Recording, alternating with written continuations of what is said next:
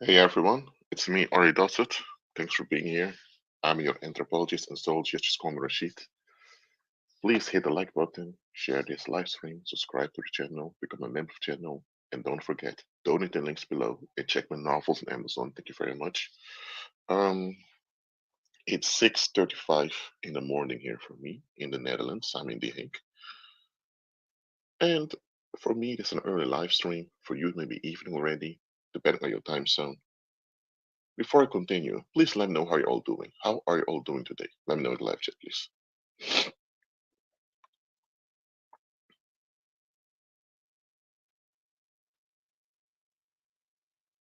How are you all doing? Let me know in the live chat.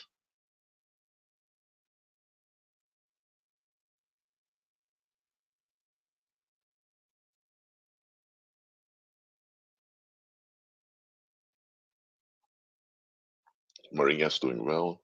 Glenn's doing well, Maria. What about the rest of you guys?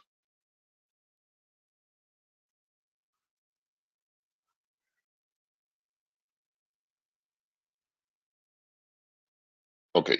In this live stream, I'm going to begin with a few parables. Okay. I want to start with some stories that will illustrate what I'm teaching right now. Okay, let's begin. John married Mary. John is an office worker. He works 40 hours a week, earns good he earns good cash. He's not rich, he's not considered rich, but he earns relatively well. Mary uh, comes from she's from a second generation migrant. Her parents were migrants that moved to, let's say, the United States. And she's an American citizen. Her parents became too. And she grew up in the United States. So John one day decides to purchase expensive ham because Christmas is coming up, and he decided, hey, I want some good ham for family dinner. I'm going to invite the whole neighborhood to come. Let's have a good community feast. So he purchases a lot of ham, and his wife Mary prepares the ham. But one day, John came home from work. The day was just a few days away from Christmas, and he saw his wife preparing the ham. But he got shocked. His wife was cutting out the edges of the ham. And John's confused, thinking, what? Why is she cutting off the edges of the ham? We have big ovens at home. Our neighbors have big ovens. I mean, he just couldn't understand why is she cutting off the edges of the ham. So she asked him, darling, why are you wasting good quality ham? And she looked at him thinking, wasting ham? I'm preparing it just like you asked me to. He picked up the pieces. Look at all these pieces you cut off. This is ham. Delicious ham. Why are you cutting it off like and throwing it away? Well, that's just I'm preparing the ham. So you prepare ham. He also you prepare ham by cutting off the edges of the ham and throw them in the garbage can like it's trash. He didn't want to argue with his wife because he saw she was distressed by his reaction. So he decided to calm down. But he was still stressed out by the situation, thinking, what the heck is she doing? He felt kind of insulted that he spent all that cash purchasing that quality ham, and she just cut big portion of it and throws it away. Now, he talked about it with his father and also with his mom and other relatives, and they were telling him, "What? She's cutting off the edges of the ham?" His family agreed with him. This is what the heck is this? So, um, John's cousin told them, "Yo, John, ask her mother why she's doing that." So, um, John called his mother-in-law and told them, ma'am, your daughter, whom I married, is throwing away big portion of ham they purchased for the holidays. Why is she doing it? And then the mother asked him, you mean she cut out the edge of the ham? He said, yeah, well, duh, that's how you prepare ham. And then the mother told, well, our grandmothers did it the same way. So the grandmother who still lived abroad in the Philippines, he managed to call her too. She was an elder lady. And she told him, young man, when I was a little girl growing up, there was a lot of poverty here in the Philippines. And our pots were quite small. So when we had ham, we had to cut off the edges of it. Some people would take those edges and, you know, fry them, bake them, whatever, but we had to cut them because the pots were small. There weren't any big pots around. And then John got it. This is how they've been doing it for generations. And back then it was practical to do that. If the pots were small and a big chunk of ham, of course you had to cut out edges of the ham. But today you have big ovens, electric ovens. So if today you cut off the edge of the ham, you're wasting the ham because it's not required anymore because we have the ability to deal with it. Now, some of you may have heard this story or of another version of it before, because it's been this type of story of the ham is a parallel that's been used more often by self-help gurus, by preachers out there. Okay, let me share you another story. Okay, this was an actual experiment that was done. You there are 5 monkeys put in a cage, and the scientists put a ladder in the middle of the cage, and the top of the ladder they hung a banana on a piece of rope. Some bananas, I mean. So one of the monkeys eventually sees the bananas hanging there and thinks, "Hey, I want the banana." He climbs the ladder to grab the banana. But the moment he reaches the top to grab the banana, the scientists pour ice cold water on all the other monkeys. So the monkey comes down, sees everyone is soaking wet and freezing. He has no idea what happens.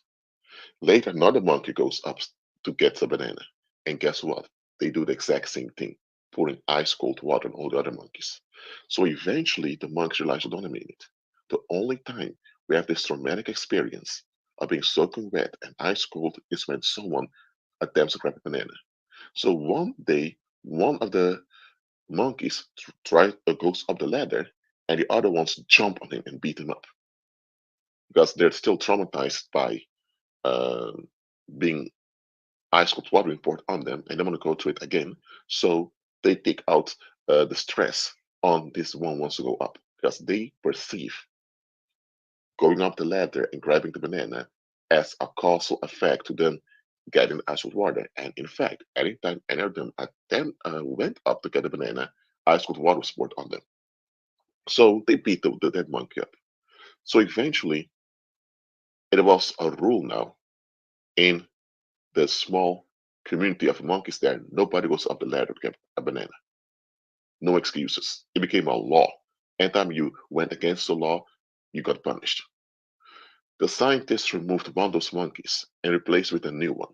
Now, the new one had no idea what happened before. So the new one sees the bananas hanging there. He wants to go and grab them. He gets beat up. Then the scientists remove another original monkey with a new one. The same thing happens. Eventually, all the original monkeys who went through the ice cold water experience were all removed. The only thing you have now are new monkeys who never experienced ice cold water. But still, none of these monkeys even dared to look up to the bananas hanging there. Why? Because all they've experienced in their life was if you trespass or transgress the expectation, or if you're quote unquote disrespectful, people will turn on you and harm you, and they'll blame you for it, and everyone says it's your fault, and nobody will have your back. So because they don't want to admit that the people around the the people around them or the are unstable and revengeful, they just comply. Well, guess what? That experiment with those monkeys, that's how society works. Are these two parables clear to you? Let me know in the live chat.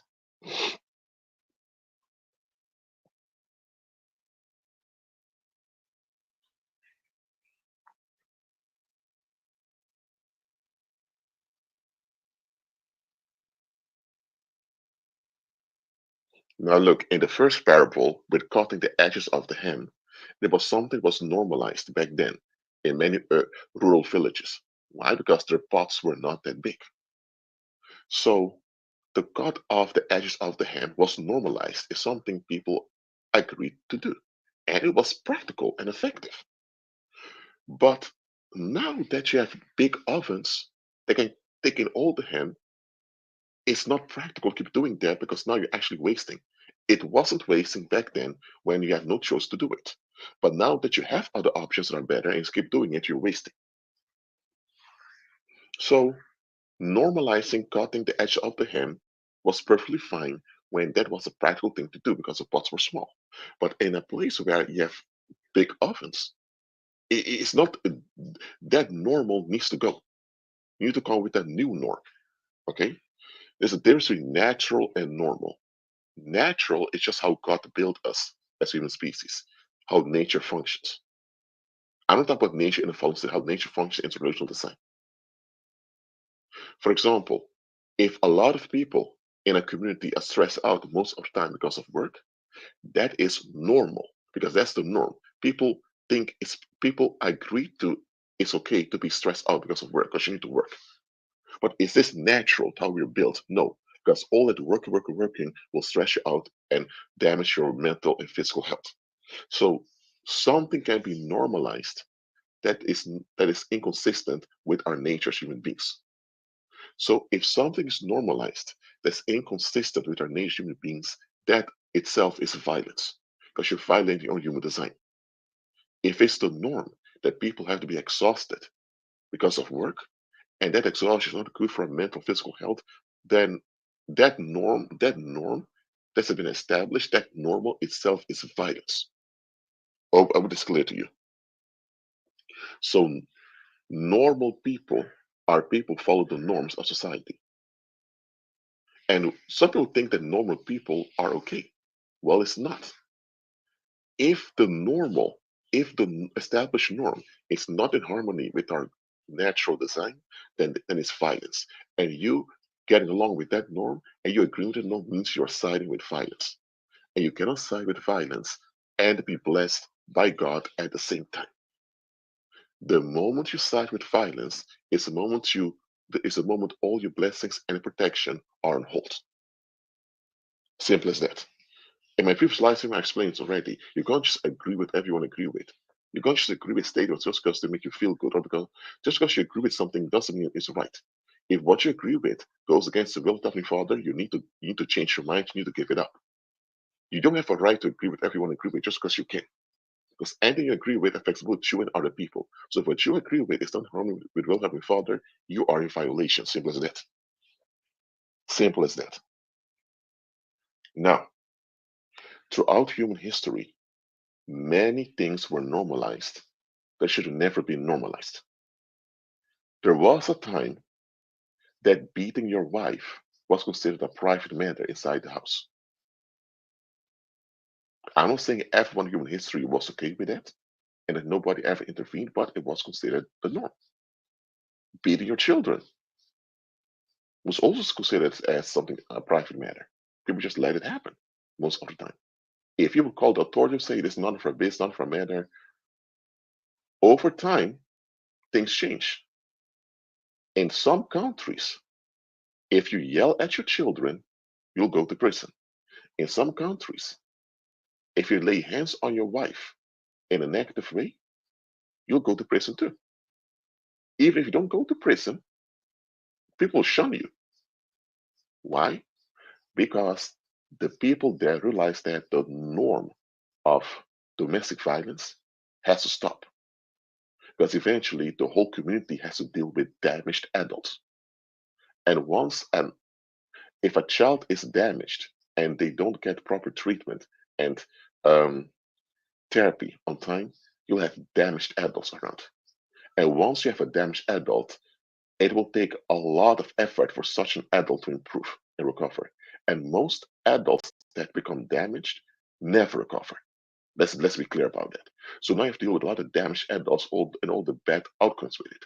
You don't want to have damaged adults all around, then you shouldn't be breaking them with their children. Simple as that. So people realize the link between child abuse or child neglect and um, and domestic violence later, addictions, and criminality later on. You can't damage human beings and expect them to function at the very best. You don't do this with your mobile phone. You don't do this with your car. So why do it with your fellow human beings? What the heck is that? So norms can change. One thing you need to always ask yourself is the norm that people are upholding over here, the normal, is it natural? If the normal and the natural are in harmony with one another, okay, then it's fine. But the moment the normal is not in harmony with the natural, the normal has to go. Simple as that. However, in society, often people seek to replace the natural with the normal.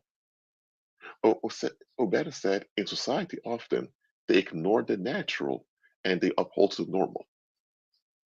And that is a big problem.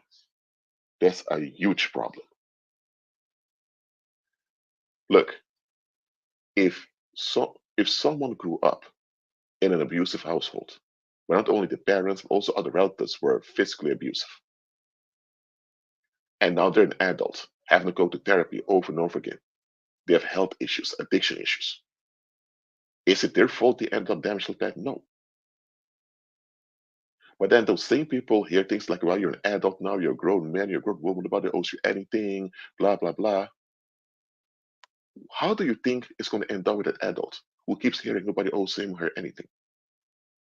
The same society that damaged him now expects him to pay taxes, work hard, and always be at his very best, which is impossible if you're damaged. And if he complains about you're an adult, want to hear about it. I'm sorry, what type of bullshit is that? So people expect to get out of you, but when it comes to investing in you, they're not around. Well, let me tell you, this one-sided loyalty, that's the more this one-sided loyalty that's demanded from you by society is narcissism. When when people expect you to be loyal and dedicate to them, but it's nothing of the same going back from them towards you, it's narcissism. Now, society itself is a narcissist, always has been. So narcissism has been in place since the fall of Adam. Just understand that just because a lot of people get along with it doesn't mean it's okay. If one individual is demanding dedication, loyalty from you, and if one individual demands to be priority to you, but they keep treating you like an option, it's narcissism. Simple as that. If 1,000 people do it, it's still narcissism. But just because 1,000 people are doing it and people consider it normal doesn't mean it's okay. It's still wrong. And here it comes. When people normalize when violence, because remember, every norm that goes against how we're built naturally is violence. And whenever violence is normalized, whenever the normal is not in harmony with the natural, the Bible calls that iniquity. Iniquity is when the normal is not in harmony with the natural. And for a lot of people, normal is natural, even though whether or regardless whether it's actually harmony with the natural or not. Some people don't even understand the difference between normal and natural. So what I want you to get here is that all of us over here have to self-reflect and examine whether the normal that is so normal to us is something that is acceptable or not. A normal is only acceptable and should only be approved and condoned when it's in harmony with the natural. Any normal or any established expectation that goes against the natural is violence. For example, respect. People you love to use with respect, respect, respect. What is respect? Giving in to someone's expectation. That's what respect simply comes down to. Regarding someone's expectation or someone's demands.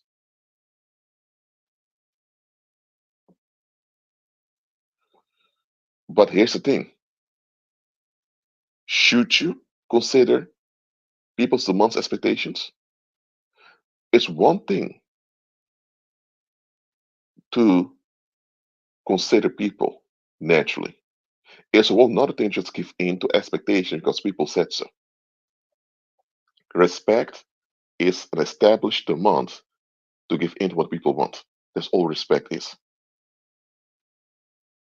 For example, um, in many countries, you're not supposed to call people by the first name if they're quote unquote older than you or if they have higher rank than you.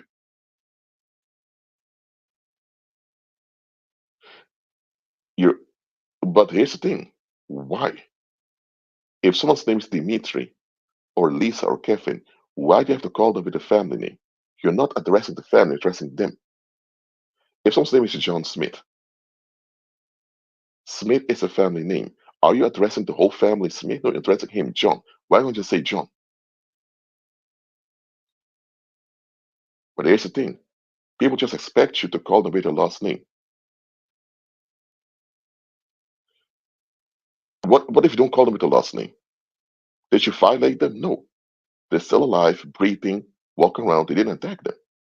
But they feel rejected. But here's the thing. That they feel rejected because you don't give in to something they expect, that's on them. It's one thing if you neglect someone or act like they don't exist or actually attack them. That's one thing. That's an objective violation. But people holding on to an outcome that they don't even know how to explain. They can't even justify nor explain why they expect it. If they hold on to an expectation that's not in harmony with nature,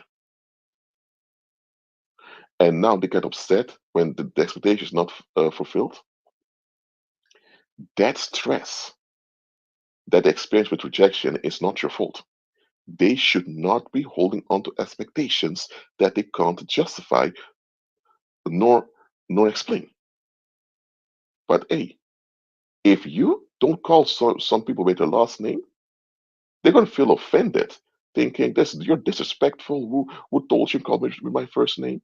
I always showed respect when I was younger. Okay, so just because you were blackmailed into doing it, that means now I have to just give in to that, allow you to blackmail me too.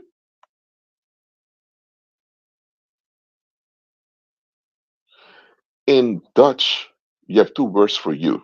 U, that's more an honorific, and jij, that's just plain you. In German, is du, that's plain you, and sie, that's honorific.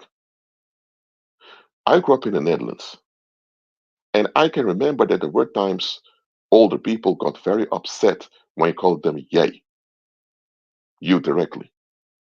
And they say, no, you can only say jij if you know someone or if they give you permission to call them like that. And I'm thought to myself, listen, it's you. I'm addressing you. So why can't I say you directly? Why they use an honorific? Yeah, because of respect, and they could never explain what why it's so important to use an honorific. And often the people with the model an honorific were not even kind or honorable to begin with. So you only have to use honorific just to gratify uh, their emotions. And if you don't gratify their emotions, you're a piece of shit. You can treat you however you want, however they want. They can neglect you or attack you. What the hell? In a courthouse, if you don't use honorifics to the judge or whatever, you could be arrested for contempt of court. I mean, what the heck is this? So the normal now is that if you don't, when it comes to respect, comes down to the public expects something from you. You don't give in to what they expect. They get offended, they get upset, they feel hurt, and they take revenge on you. And when they take revenge on you, it's your fault because you hurt your feelings. That's what it comes down to. There's no difference between someone being arrested for contempt of court in a formal way and a father slapping his son or his daughter for speak to them in a quote unquote disrespectful way. There's no difference. People are hurt, they feel rejected because you don't give in to what they want, and now they take revenge out on you. One does it in a formal, accepted way, the other one does it in a criminal way, but it's the same thing. Respect is not even biblical. Honor is biblical. Honor is when you allow someone else to have influence over you. So honor means you give in to someone's influence over you. You welcome their influence over you. Question: should you do this with someone that's unreliable, unstable, even violent? Answer this question in the live chat. If someone is unreliable, unstable, or violent, should you let such an individual to have any type of influence over you? Let me know in the live chat.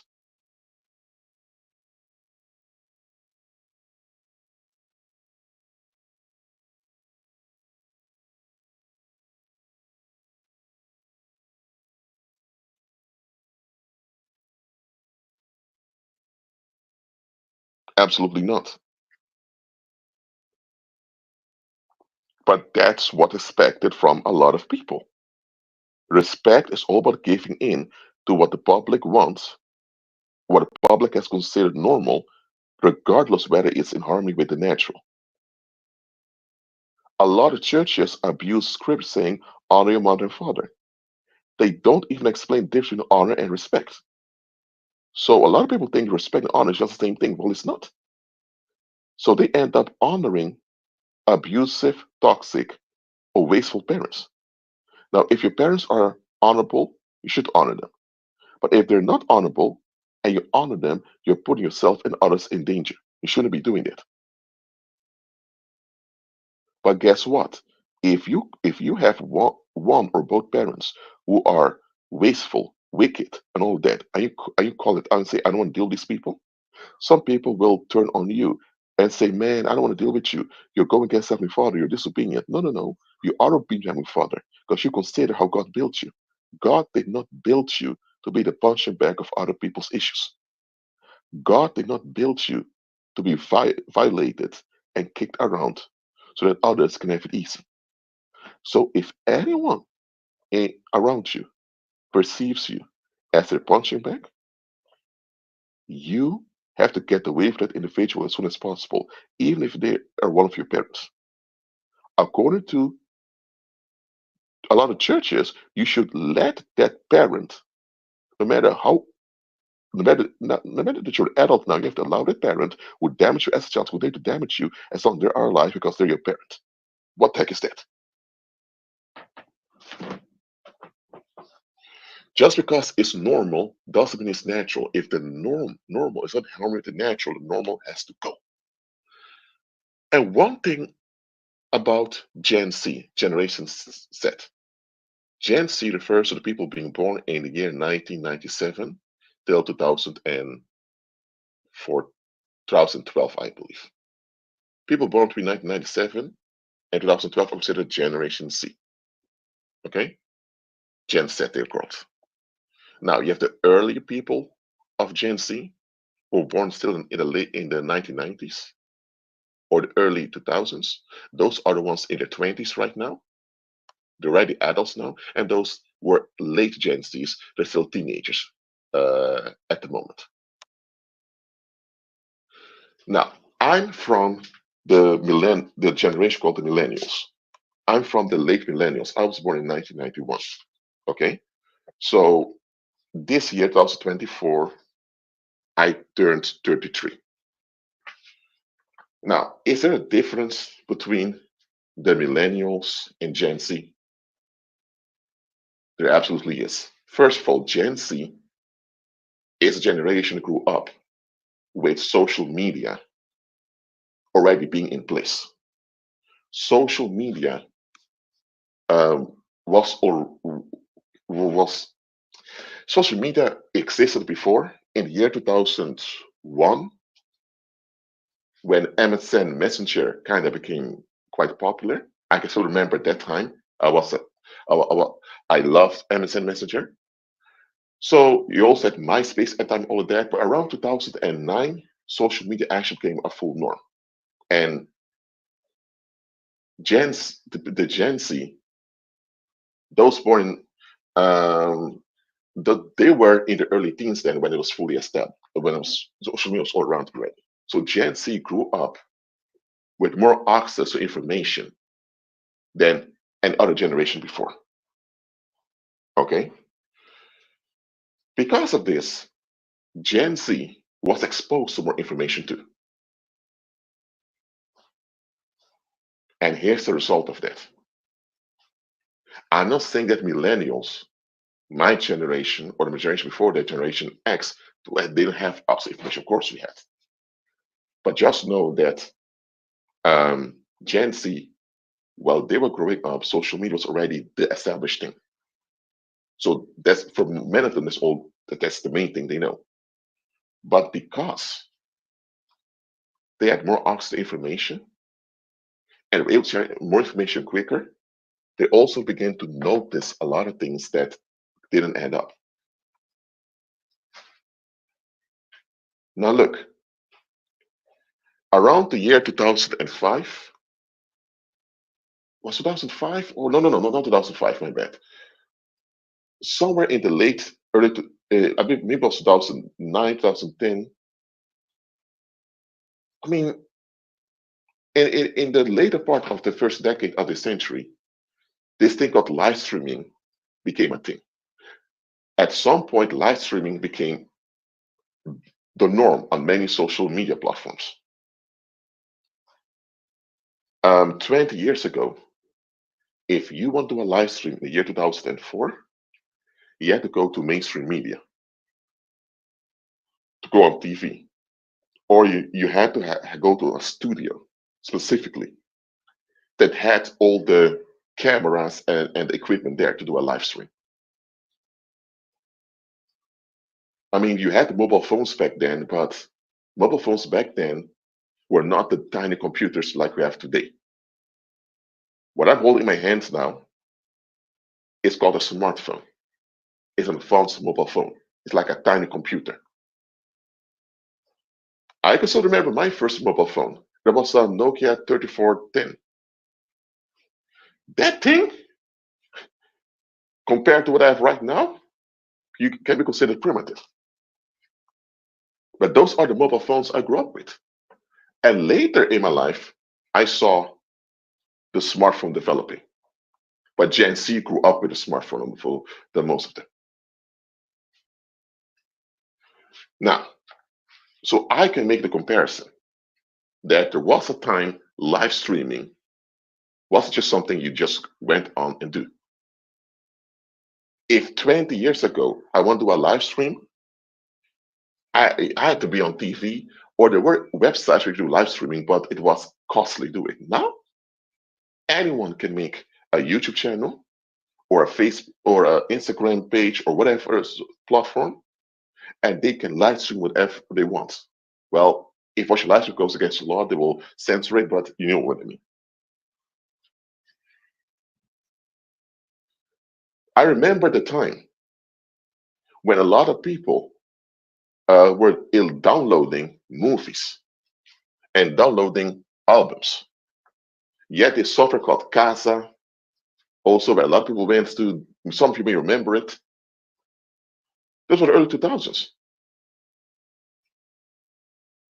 Now, you pay $10 a month and you can listen to Spotify, tons of songs available. Or you pay $20 and you have Netflix. You didn't have all of this back then, those streaming platforms. So those from the millennials, or those who were born till 1991, my time, they can see the difference still. But Gen Z doesn't have that reference point. For them, it's all historical before they were born, for the most part. So I've seen a change happening. My generation, the millennials, they've seen things that don't add up, and they admit that things didn't add up. But the next step to actually take action to quit things that don't add up is something only a few millennials did. Most millennials, not all, but most millennials still went along with the toxic norms that they didn't agree with.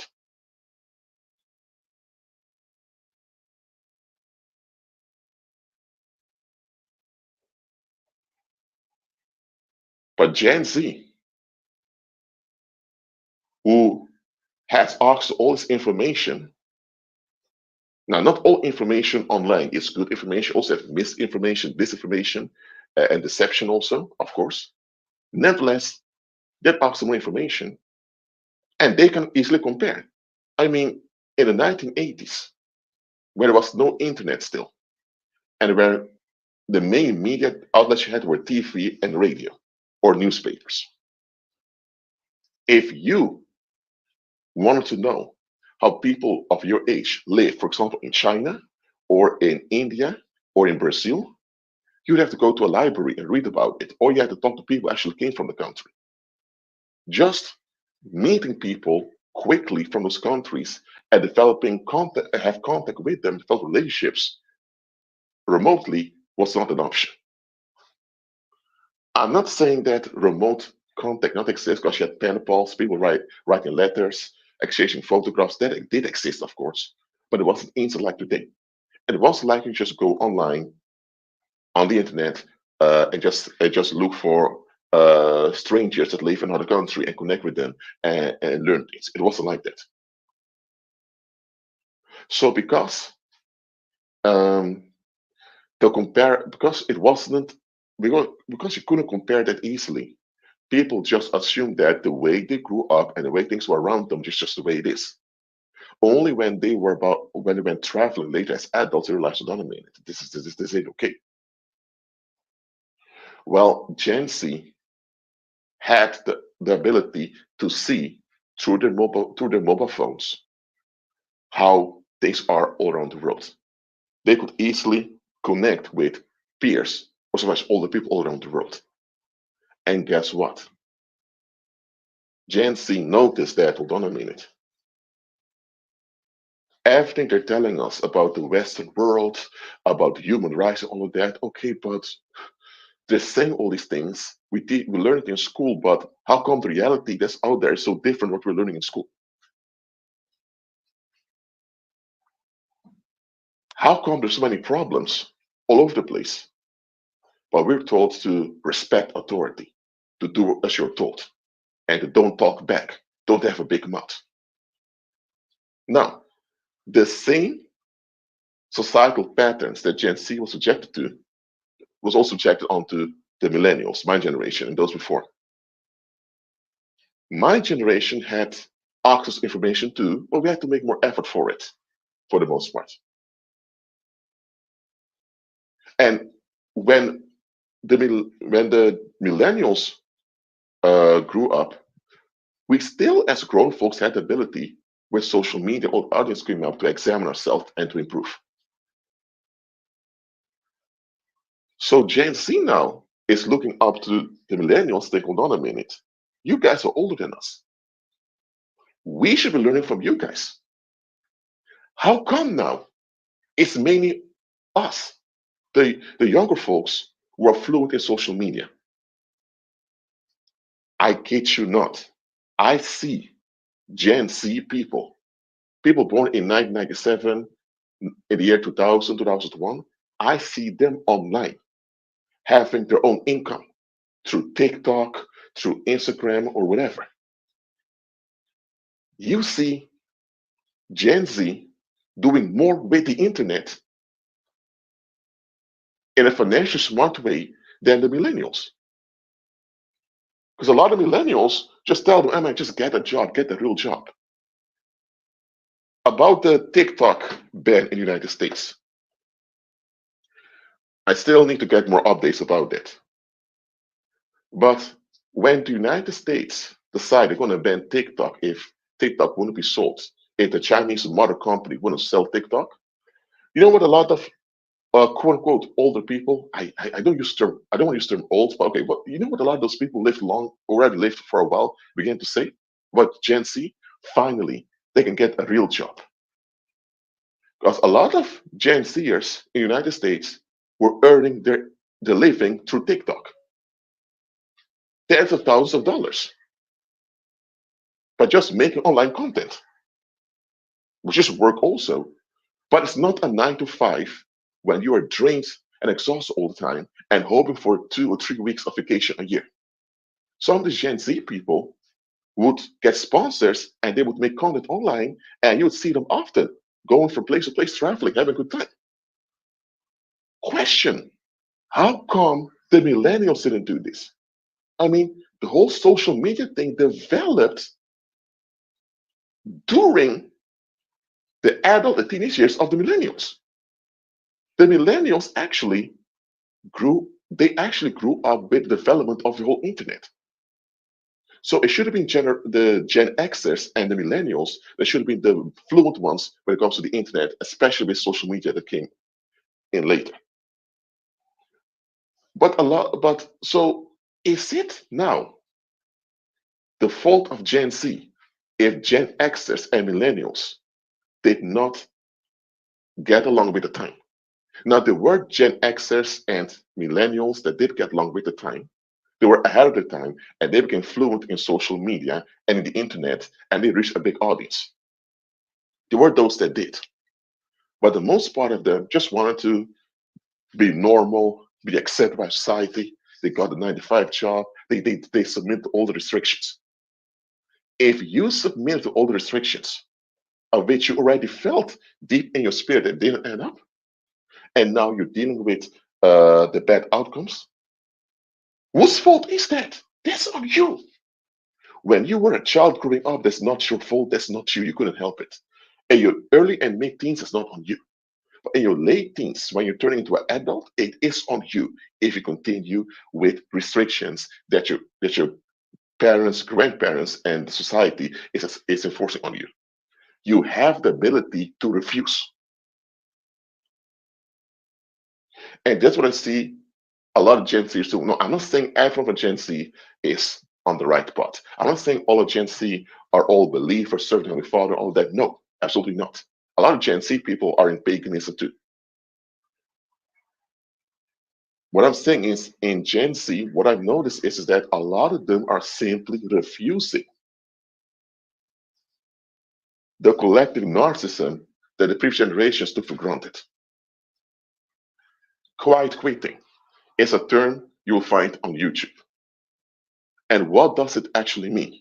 It simply means when you get a job, you only do what's written in the job description, nothing more, nothing less. If the contract says you work for 38 hours, you should work a second longer. So the moment is 5 p.m., you pack your bags and you leave immediately.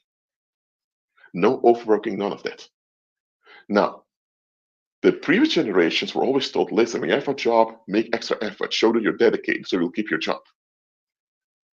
But here's the thing. Does the employer do the same towards you, make an extra effort for you? Just one question for you all. How many of you were told, maybe it didn't happen to you, that's an exception, how many of you were told that when you have a job, you need to be dedicated, show effort for the job? Go the extra mile to let the employer know you're valuable for the business. How many of you were told that? Then I have a second question for you. Answers also. How often did you hear that employers are obliged to do the same back towards you if you make extra effort for them? How many of you here? Just answer two questions for me. When did you ever hear that employers are obliged to do the same for you?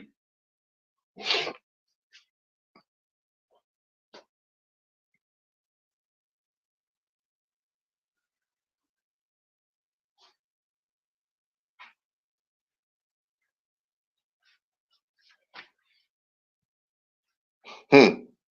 The fact I don't hear, I don't have many responses already shows you. I remember when Twitter came out. Twitter is now called X. Back then it was called Twitter. Twitter came out, and you had all these people worldwide making Twitter accounts and sharing stuff.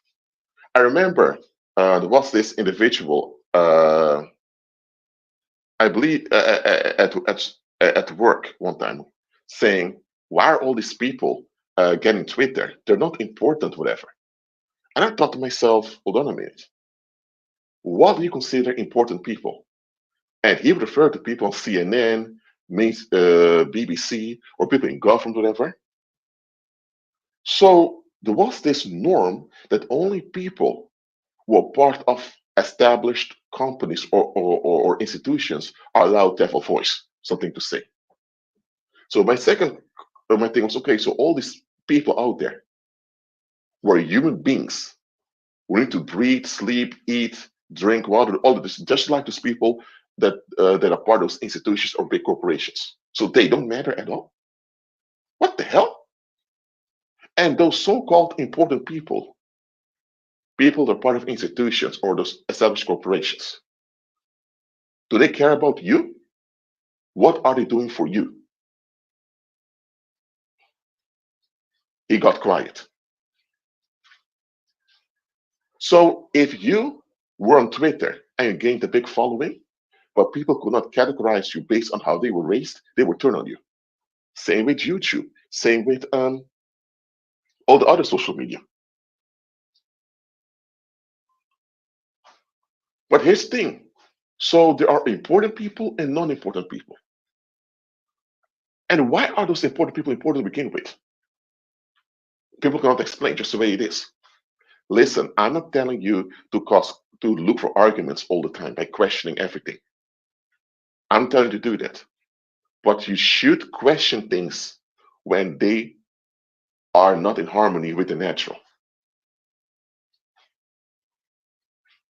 What it comes down to is that when it comes to jobs,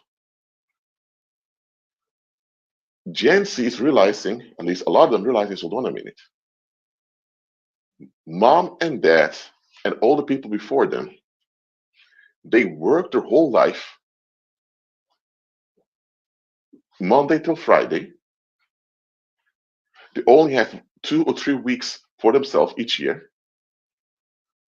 A lot of what they earn, they have to pay taxes on it also.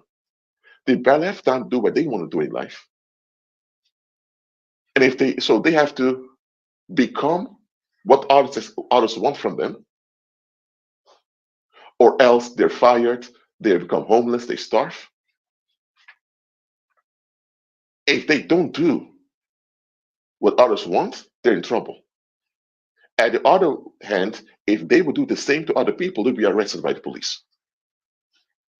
So they're seeing, think, hold on a minute, what is this? So we have to give in to all of this, have get almost nothing in return, and live in a world with all these issues. And yet people from the previous generations who didn't do anything about this, they kept the problem going. And those same people calling us lazy and all that. So Gen Z is thinking, get out of here. For example, there are people complaining that Gen Z doesn't use formal language at work. Yes, sir, yes, ma'am, and all that. They're very casual with people, like they're their friends. Well, let me tell you one thing. I'm an anthropologist, and let me tell you, human beings should be friends with one another because we're the same species. That's one thing. Secondly, it's natural in harmony with God's design that you work for your friends and family. It's it's okay to work for strangers, but it shouldn't be the norm that you work for strangers, especially depending on your livelihood from strangers. Think about it. A lot of people, they wake up in the morning, spend most of their day at work, come home being tired, they have less time for themselves, 5 times a week, sometimes even more, and they barely have time to spend with their friends and family. So they don't have enough time to bond in their communities. And guess what? The people they're working for can fire them at any time, even after years or decades of good service. And the best they can hope for is a little pension after turn 65. And if the pensions they wanna shorten right now.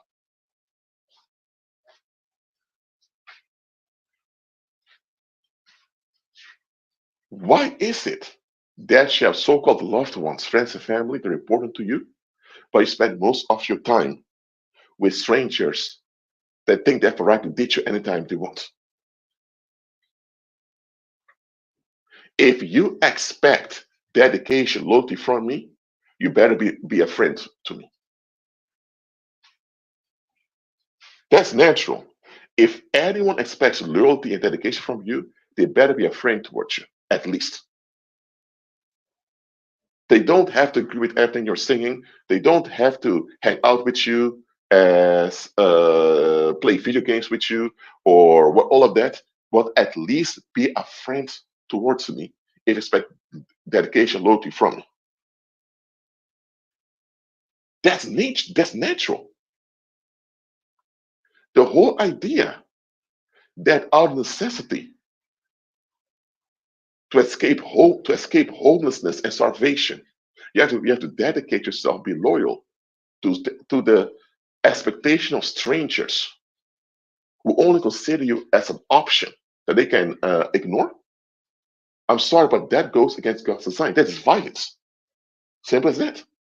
Now, if you grew up with that and you had no other choice, I could understand you tolerated it for a while, but it shouldn't be tolerated into your whole life. Do you know that several centuries ago, this didn't exist? You grew up in a local community and you work for that local community probably your whole life.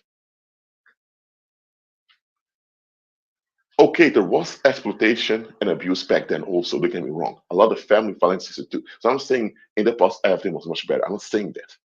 I'm just saying that in the past, go a few centuries back, propose what we have today, and your ancestors will look at you and think, man, you need to go to a mental asylum that you expect something like that. In the past, you had a lot of family violence. That was kind of the norm in the world. That your family had entitlement to lay hands on you as long as they didn't do it publicly. And the government would only intervene if the public got out of hand. Today, in the Western world, they individualize everything. Everything's about individual, not about families. So family violence is not allowed anymore. But what has increased is the government violence. And societal violence as a whole increased. So you have more organized violence today than ever before. But people think they're free. You're free? Man, stop, don't go to your job tomorrow. See what happens. You're free. Decide you're going to pay a few percent less tax. And you want to spend the money onto yourself. See what happens. Or call out people when they're wasteful and neglectful towards you. See what happens. Or you're free. That also means you have responsibility. But it also means others have responsibilities towards you. Call people out for never asking how you're doing. See what happens. Now, look, I don't agree with family violence whatsoever. One thing, centuries ago, when families were still the norm, at least you had strong ties, in stronger ties in the community. And financially, he had more certainty also because of it. Now I'm not saying that the family finance was okay, absolutely not. The family finance was the result of these people being in a fallen state and not serving their father. Nevertheless, with strong family ties, you had more financial certainty and clarity in life. Today, it doesn't matter how many degrees you have. It doesn't matter how experienced you are in your field. You can be sacked from your job anytime, either because people don't like you, it's just an emotional thing, or because financially you can exploit others for cheaper. And once you lose your job and you're an adult, now if you're a woman, some people may still have sympathy for you, maybe. But as a man, oh my God, get yourself by the boots. If you're a man, you fix it. You even have this saying, nobody's coming to save you. That's circulating in the Western world right now. I want you to understand this. The normal that we had since I would say the industrial era, all the way till 2020, that normal was not natural. It was far from natural.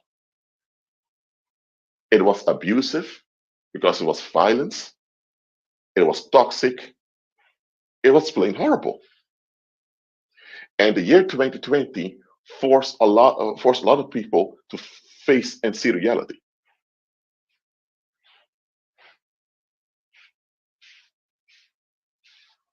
So now, a lot of the people who lived longer on the earth, they want to go back to how things were in 2019 and before, like 2020, and the whole worldwide crisis back then never happened. But here's the thing: the former Dutch Prime Minister of the Netherlands, Mark Rutte, who now is the boss of NATO. By the way, I saw him twice walk around in The Hague. This guy even said that the old normal will never come back. Now, I'm not best friends with Mark Rutte, absolutely not. I mean, there's a lot wrong with this man, absolutely. There's a lot wrong with him. That one thing he said over there is 100% on point. The old normal will never come back, no matter how much people want it to be come back.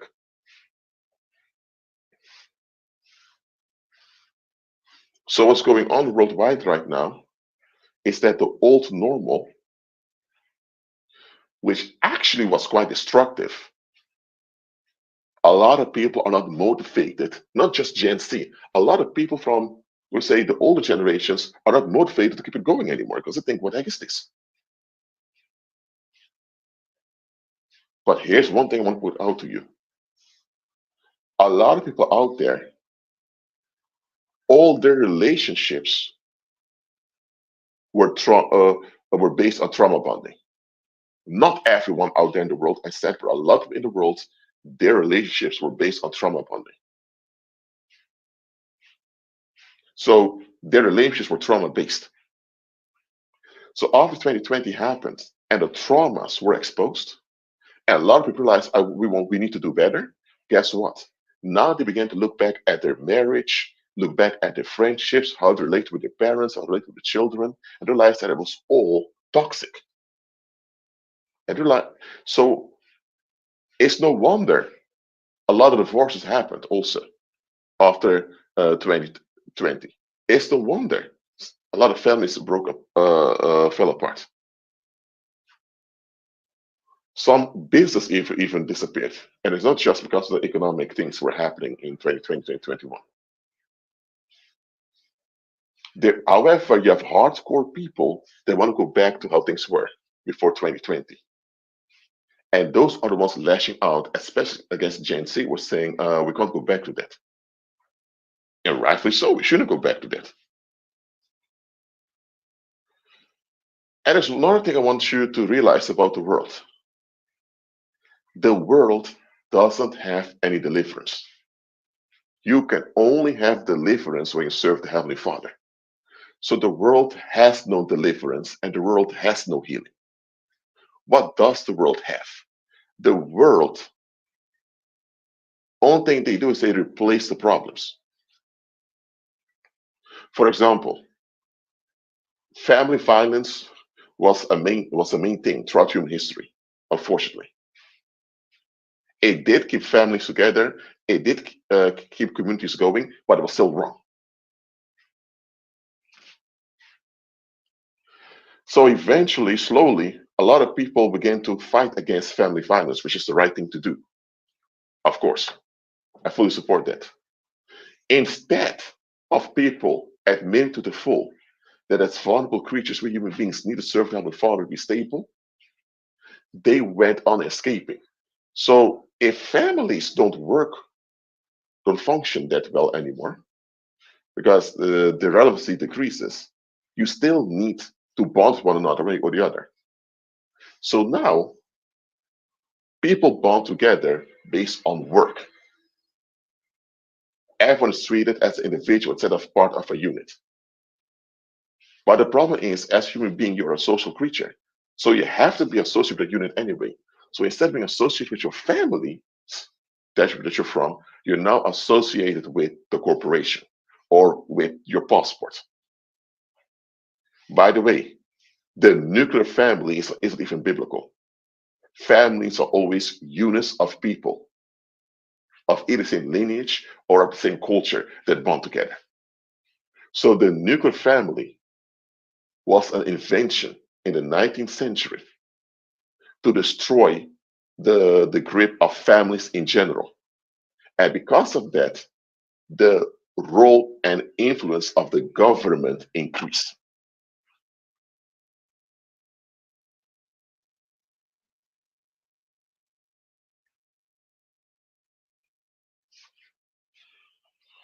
So again, in centuries before, the government didn't really have that much of a sway over the public. In the 19th century, under British rule, with the invention of the nuclear family, now families begin to lose their financial grip over one another. And because of that, the government, through the corporations they sanction, began to have more power over the public.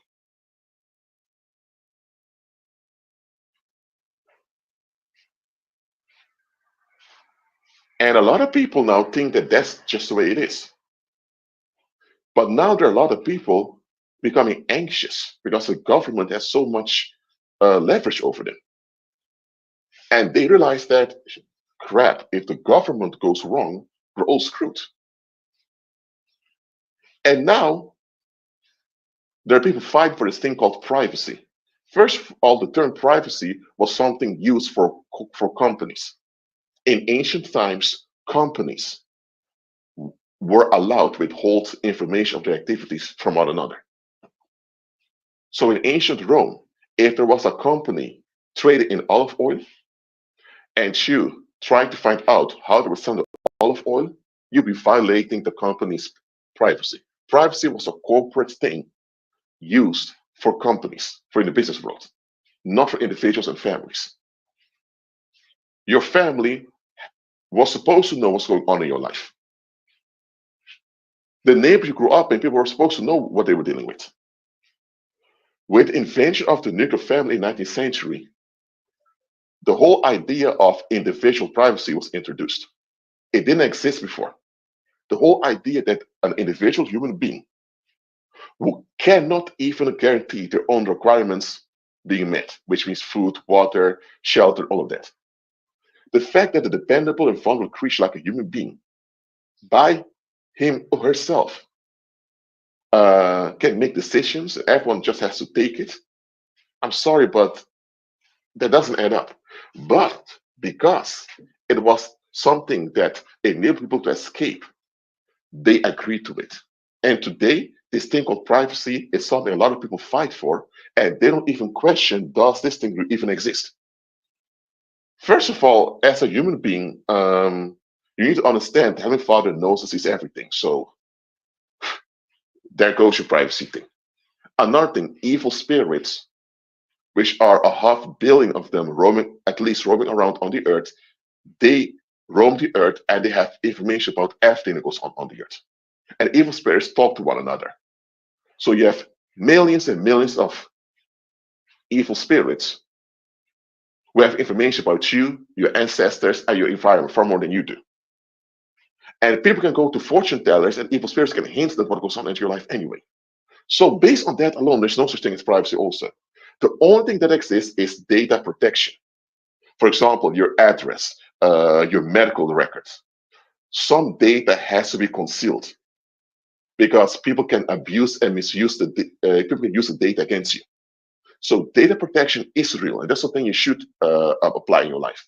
But the whole idea that you have this magical sphere that nobody is allowed to intrude, really? What about flies and wasps that fly during the summer in entering your house? What about bacteria and viruses? Some people get the flu from time to time. I mean, or what if you're on a bus and suddenly there's an accident happening with the bus because someone else was driving drunk? You see what I mean now? People don't question things.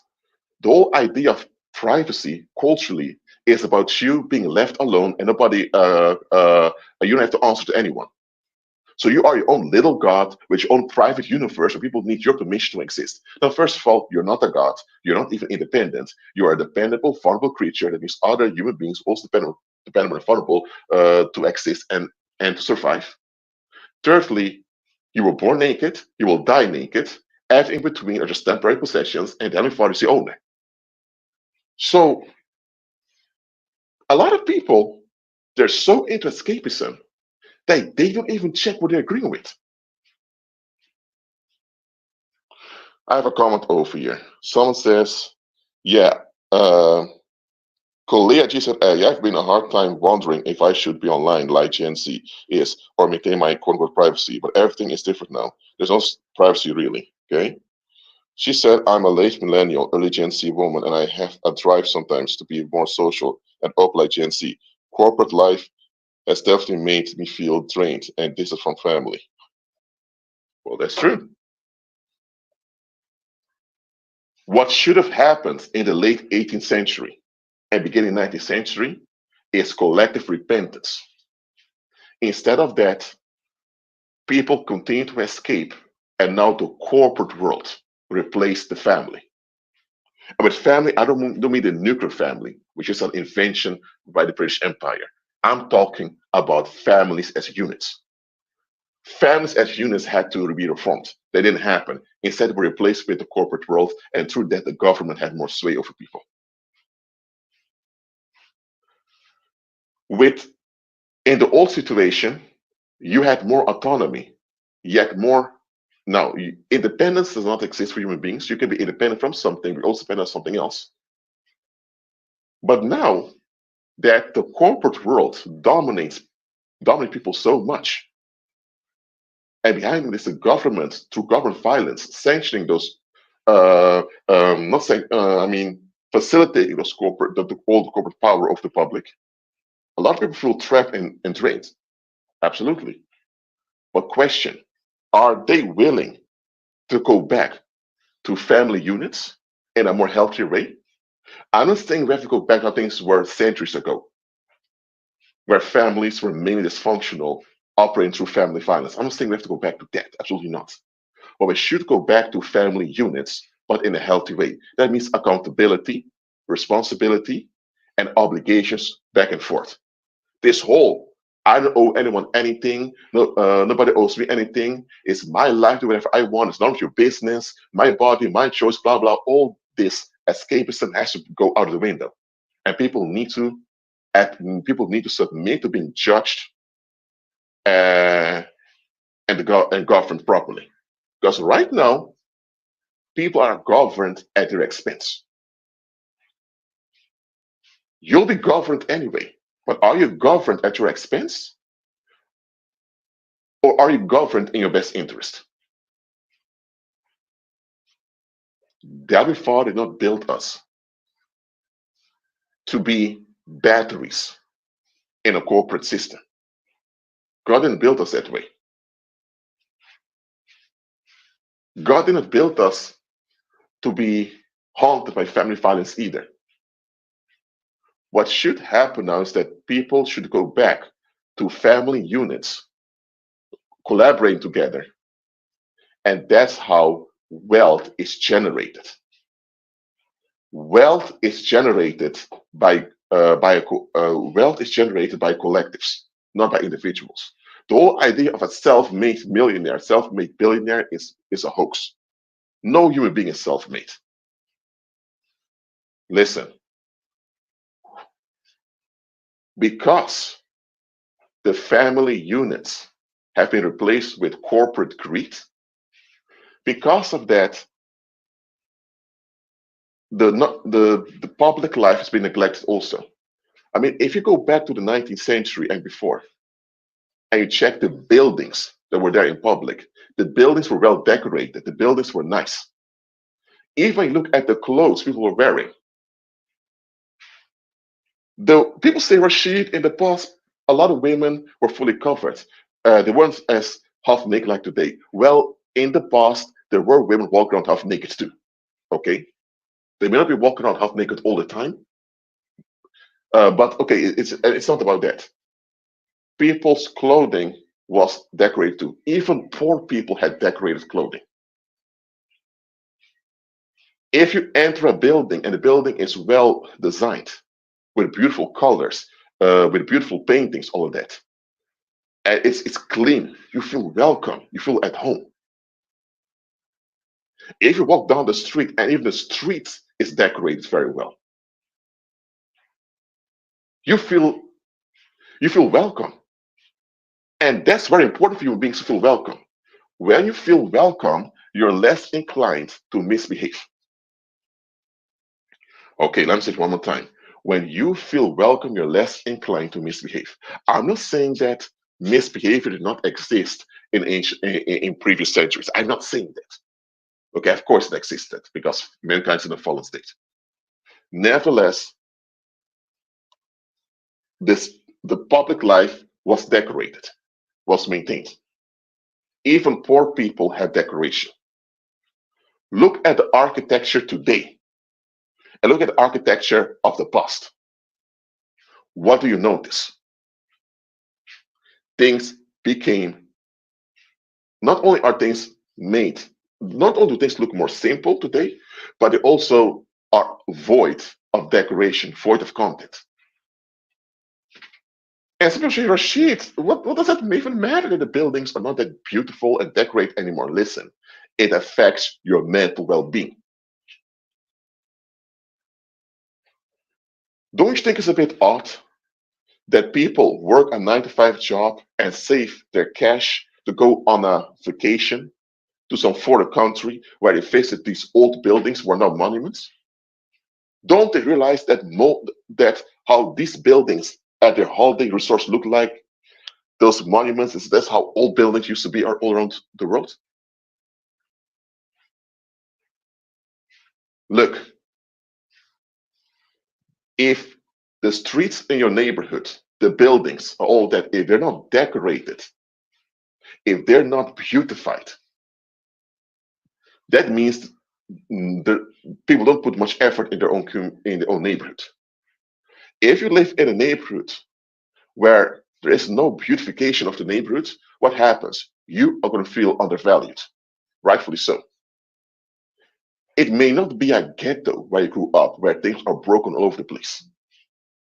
Oh, as a matter of fact, sometimes even ghettos are beautified with graffiti and all of that. By the way, that's why graffiti even exists, because people seek to beautify the environment, but they do it in an illegal way.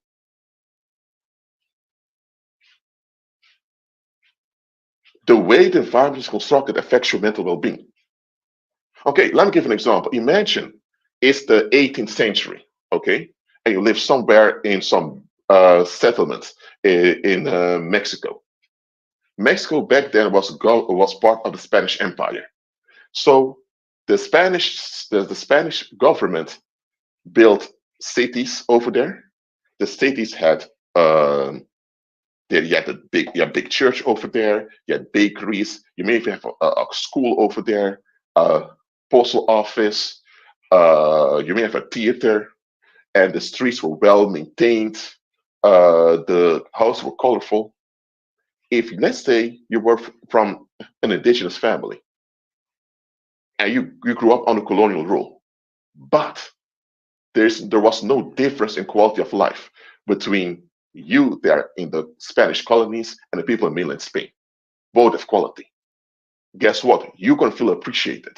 And because you feel appreciated, you want to contribute. You want to learn Spanish. You want to know more about the Catholic faith. And you want to be part of what goes on. But what if now? Let's go to today. You grew up in the Bronx, in part of New York, or maybe in some place Eastern Europe or wherever, and the buildings are plain. No decoration, no beautification, nothing. The people around you are wearing sober clothes because wearing decoration is seen as you bragging, and people don't like that. What will this do with your mind? What will this do with your mind? It's going to have a bad effect on your mental health. And then you're also expected to work almost all the hours of your day in such an environment. Lord have mercy. It's not going well. Okay, I'm going to have a question for you all. Have you all noticed that many of these rap artists tend to decorate themselves with gold and silver? And nice cars, all of that. Have you noticed that? It's not only rap artists or hip hop artists, but I'm using them as an example now. Have you noticed in the rap industry and the hip hop world, a lot of these artists decorate themselves with golden chains, golden necklaces, rings, fancy cars, all of that. And a lot of people say, my God, look at them. They're compensating for the lack of self worth, blah, blah, blah. People look down on that. And then you see Bill Gates, Mark Zuckerberg, and a lot of these quote unquote billionaires. And they wear a simple t shirt of only $1. People will say, you see that? These men are confident. These men are, no, no, no, no, no, no, no. That's the normal we were raised under. If you go back a few centuries, when the Moorish people governed big parts of Europe, when the Moorish people were also more dominant, everyone was decorated. Not everyone had gold and silver chains, no, but even the poor guy from a rural village had decoration.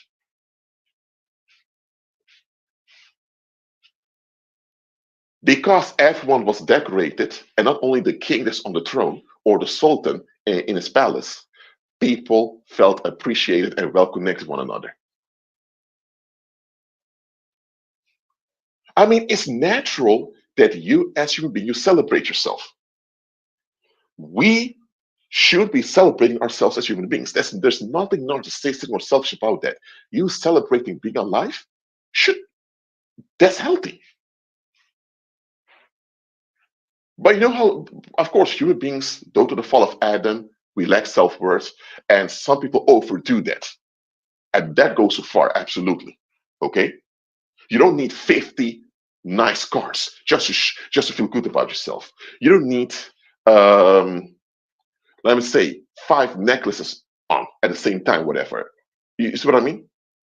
But nevertheless, that you decorate yourself in colorful, beautiful ways. That's natural to men and women. You go back in time a little bit, you see the politicians, the sultanates, the kings, all the leaders of the families, well decorated. Even the poor people were followed that. Go today, and you see a lot of the quote unquote people at the top looking depressed. Listen, the only ones in history who were not decorated, were totally plain, were the prisoners or the homeless people. Why do we have the quote unquote for people at the top financially today who don't celebrate themselves? They walk around like they don't matter. And we think that's cool. No, that's not cool. That means these people don't value themselves. By the way, do you know that getting gray or white hair while long you live is not God's plan? Do you know that you can reverse that by eating proper food, by having proper nutrients? Thing is, if you damage your liver every weekend by drinking, don't expect to look good within a few decades. But if you eat properly and have a healthy mindset, you, the whole thing of growing old, it ceases to exist. Now, eventually, your body will expire. You will die one day. That's true. But the whole idea that you have to get gray, white hair, that you have to get wrinkles and follow and look wasted just because you live a few more decades, that's not natural. It's a norm that people agreed to. And a lot of these people with cash in the world, they neglect themselves. You would think that, hey, they have the cash, they don't have to worry about paying bills, so they get the best care there is. No, they don't. They're quote unquote poor people in the 70s and 80s that are far fitter than a lot of these 50-year-old multimillionaires.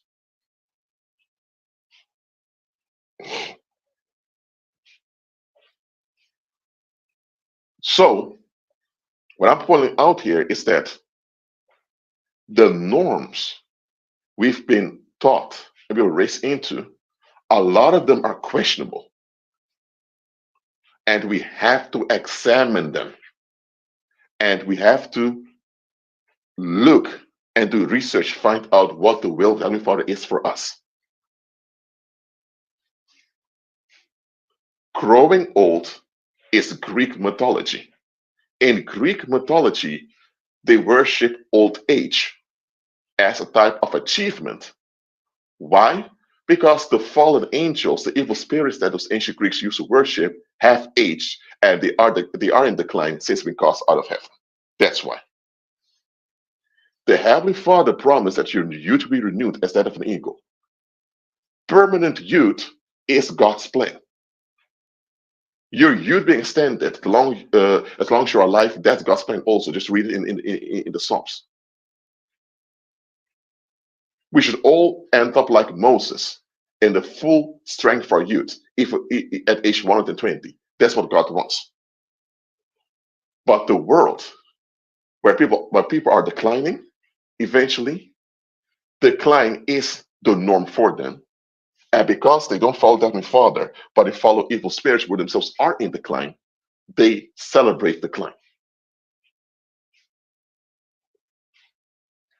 Some people even dye their hair white or gray when they reach a certain age, just to so that they get more esteem from others.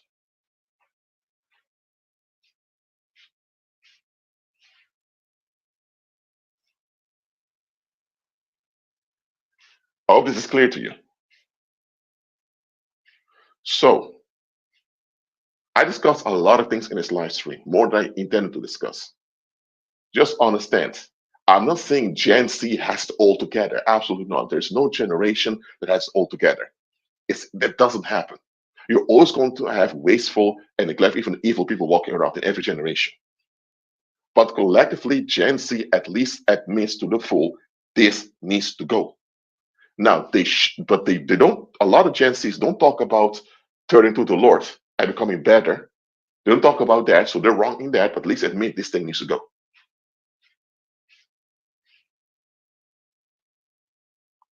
Listen, celebrating yourself being alive is from thanksgiving to the Heavenly Father. You know that? Now, the people around you may have wasted you, may have done you dirty, all of that, but that's them. That shows how low they are. You, regardless of how people treat you, like dislike you, celebrating yourself, that's healthy. It keeps you in high vibration, and it repels toxic and wasteful people from you. You know how to increase your safety and sanity in this world? Being in a high vibration of joy and happiness. We're even commanded to be joyful in the Bible. We're commanded to be joyful. But are believers doing this? A lot of them are not. Look, I'm not telling you to operate in vanity and superficial glamour, like a lot of people do. A lot of people overdo it on Instagram right now. There's nothing wrong with decorating yourself on social media either, as long as you don't overdo it to compensate. But you should be celebrating yourself. You should be. A lot of people out there, they loathe themselves. They hate themselves. They despise themselves.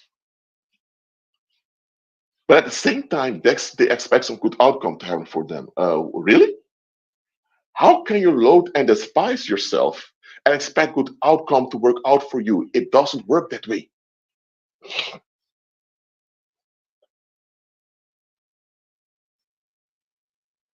We have a baby boomer in our midst. Praise the Lord. God is good. Again, we don't do old age over here because we don't do Greek mythology. If people want to talk about, you have to listen. If you're a few months old as a baby, you wear diapers. Once you're 5 years old, you don't wear diapers anymore. I hope not. As a 2-year-old, you may be in a buggy, pushed around by your mom.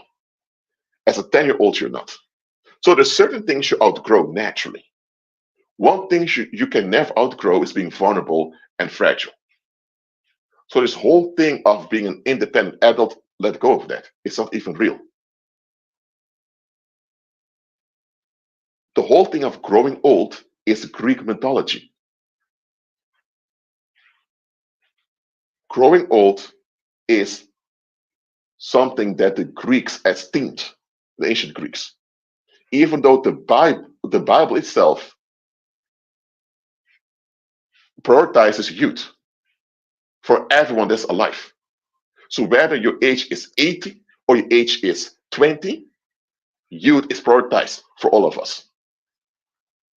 So if the Heavenly Father who made us prioritizes youth, why following this growing old myth that pagans in ancient times used to esteem? We need to let go of that.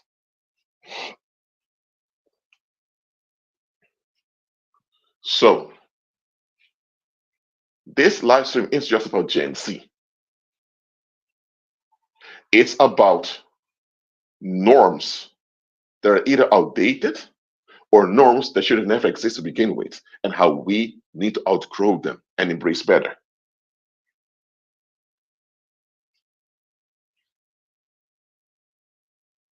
Is it an easy thing to do?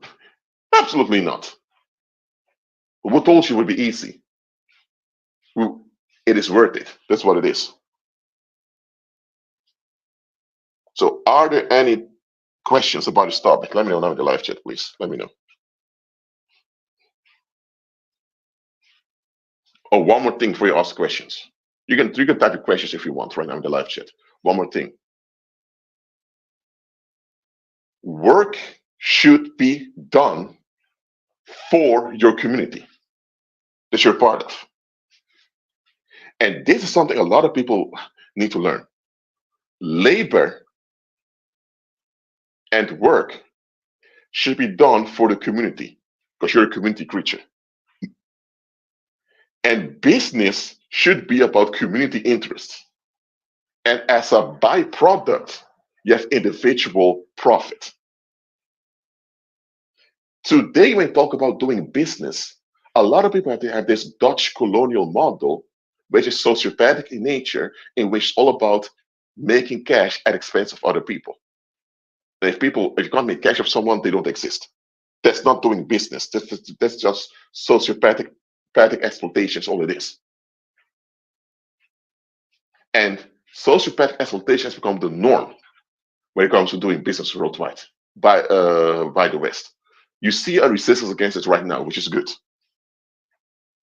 Work and labor should be for the community so that everyone is met in the primary needs, and then we can spend the rest of the time with luxury uh, desires. Luxury shouldn't just be something for the super rich, like we think now. This is why people buy a Chanel bag. Let me tell the psychology behind it, because listen, I'm an anthropologist and sociologist, and I'm giving some anthropological insight right now. Let's say you have two bags, okay? Let's say there's a factory and they fabricate two bags. One bag has no logo on it. The other one, they put a little crocodile on it. They're both bags and only cost the factory 80 cents to generate each bag. But guess what? If people have to choose which bag they're going to purchase, which one do you think they're going to purchase? The one with just plain a white bag, or the bag with the logo of this so-called luxury brand on it? You get it. They'll prefer the one after with the luxury brand on it. Both bags only cost 80 cents to produce. So they should both be sold for like $1 or $2. But guess what? People rather overpay $50 for that bag with the logo on than to pay the $2 the bag's actually worth it. Why do you think people buy Louis Vuitton, Chanel, Armani, and all those other brands? Because they perceive value in those family enterprises. That's why. So why do they see value in those family enterprises? Because they see value in their own family, in their own families. A lot of times, their own families aren't even units. But don't you understand that going back a few centuries, every family had their own enterprise? Every family had their own thing they contributed? Yes, there was competition, but there was a competition onto debt like you have today in the corporate world. Did luxury items exist? In the past, of course, they did exist. But because the common folk was also decorated, I mean, let's say if 300 years ago, you would come with a bag and say, you need to pay, let's say, 10 pounds for this bag over here. Now, 10 pounds back then was a lot. 10 British pounds for this bag. Now, 10 pounds was like 2 or 3 months' salary for a lot of people. Okay? And the only thing the bag has is your signature on it. People gonna look at you and think, dude, you need to go to a mental asylum, y'all. You really need to check yourself. We have to pay 3 months of wages for a bag just because there's a signature on it, but only takes like 10 pence or 20 pence to make this bag. You wouldn't be able to get away with that. And people tell you, listen, my grandma over there and her sisters are making far better bags than you do with their bare hands. And you make this cheap looking bag and we have to pay 3 months rent for 3 months wages for it? Get out of our face.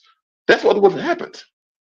But today, because there are barely functioning family units in the Western world left, and people are so exhausted by the corporate world, you still have families around with their enterprises, and because of that, we look up to those family enterprises. Because the family structure is how Heavenly Father built us. We're built for monarchies and aristocracy. This is how we're built with Heavenly Father. The whole idea of republics and the corporate world dominating is unnatural to our design.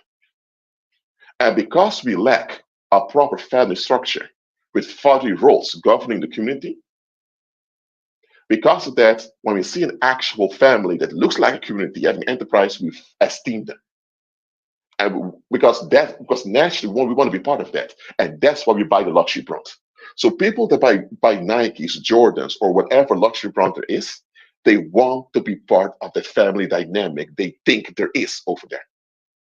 People think that the Armani family is a well-established family with an enterprise. And they want to be part of that glory. But when their own cousin or only younger sister makes a shoe or a bag that's of equal beauty like that of Armani, they still will not be willing to purchase her stuff. But will buy that of Armani because they don't see value in their own people. That's how far it goes.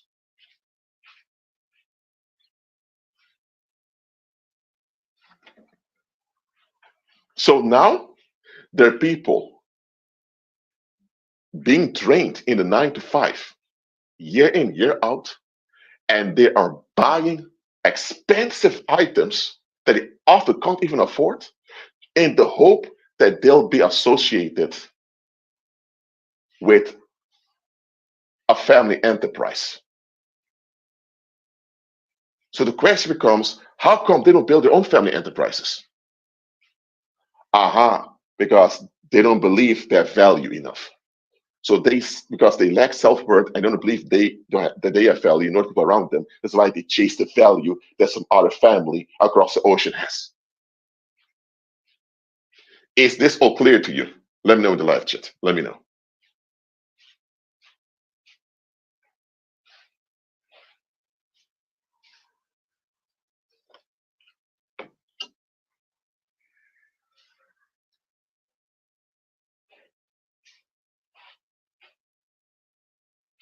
And by the way, women are designed by God to be the softening and decorating force in the earth. Now, men can decorate too, absolutely. Yet men were designed to. Women, however, they have the special quality to soften and decorate the earth. That's the specialty of women. The way women are built by the Heavenly Father, they, more than anyone, need this family glory, this family embracement. It's no wonder that the majority of the consumers who keep consuming over and over again are women. Some of these companies out there, the reason they became so relevant because women are purchasing their products. Women who often can't even afford those products go into debt to purchase those products. Why? Because they perceive that man to be some type of fatherly figure that runs a community. And because that fatherly figure is missing in their own lives locally, that's why now they look up at this man, whatever this man has to offer. They think by purchasing what that man offers, they're part of that, what that man is doing. They're going somewhere, there's a hope for adoption going on in their mind. That's what goes on.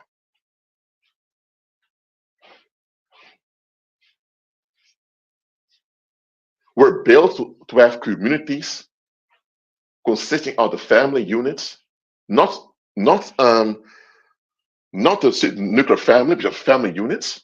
We should have family units together forming communities, all being economically active with one another, with men having brotherly and fatherly roles in the community. That's how God assigned us.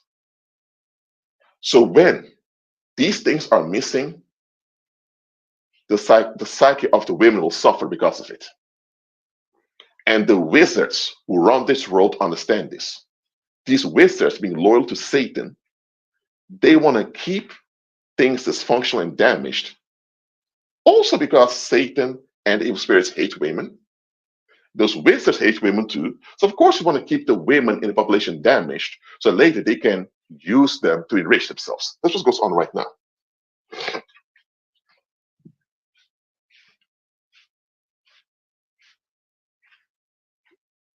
So the misogyny that goes on in the world is institutional.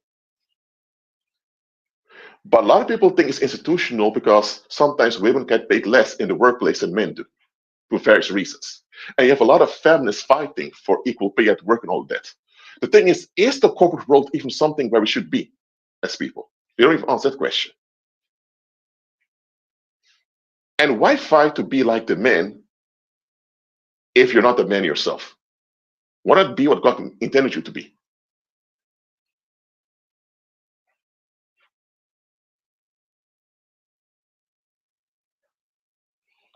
Cole Leon said, women are under heavy bondage in the world with fashion, beauty, and trends. Here's the thing. Fashion, beauty, and trends are natural phenomena. Nothing wrong with them. The question is, who's running it? Who's running the fashion, the beauty, and the trends? Who's running it? The ones that run it affect what's happening. If you have sodomite devil worshippers who are so suicidal in nature, they started with Satan. If you have those type of men running fashion, beauty, and trends, guess what?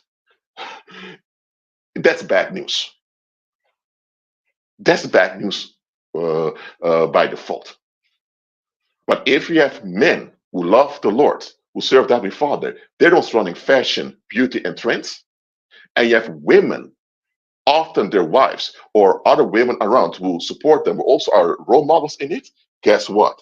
That is good. That is healthy. That's beneficial.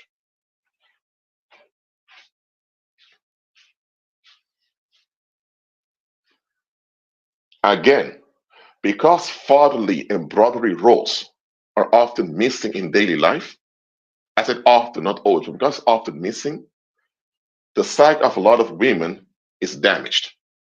And these women have no idea how damaged they are. And in a damaged state, evil spirits have easily access to them. And that's what the world leaders are doing so that they can attain their elite status at the expense of the public. And that's why some of these corporations are so rich. Let me tell you, if collective healing would occur right now because people turn to the Heavenly Father, and you would have family units again with fatherly and brotherly roles being the norm again. If that would happen, the majority of all those luxury brands would go bankrupt within weeks. I'm telling you, some even within days.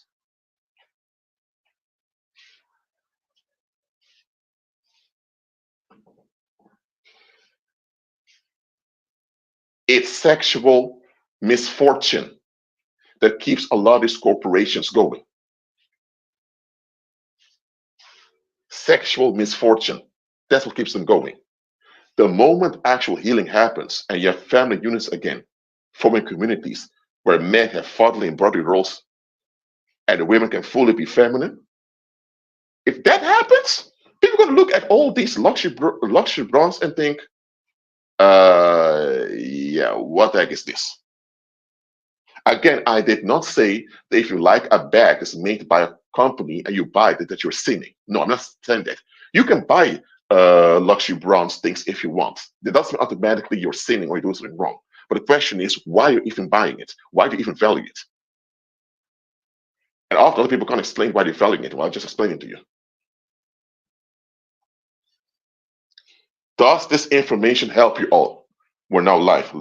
Listen to it. Let me know in the live chat.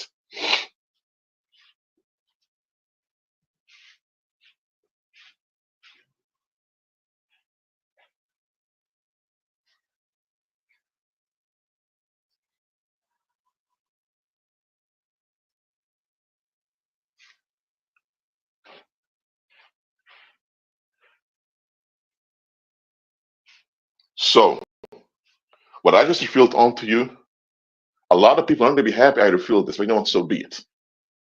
Learn from this, put it into practice, and remember, any normal or any norm that's not in harmony with the will of the Heavenly Father, it needs to go because it's violence. You can't operate in violence and expect good outcomes. Anytime you operate in violence, anytime you side with violence, you're siding with Satan.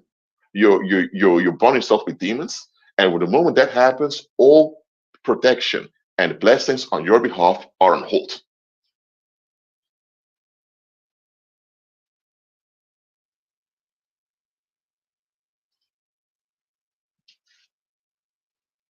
So watch out what you agree with.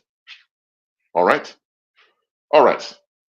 Any questions about the topic? Let me know. I'm almost at the end of this live stream. Oh, I'm almost been here for 2 hours. I don't mind.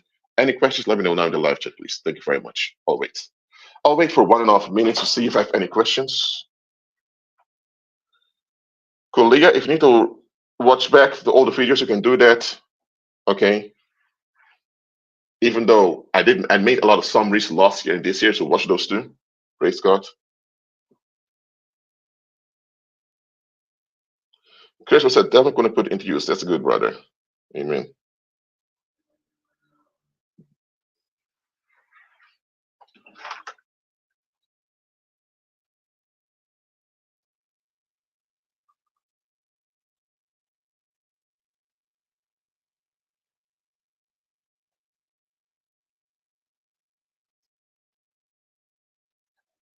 It doesn't matter if you're late. The live stream will be up anyway, so you can replay it anytime you need.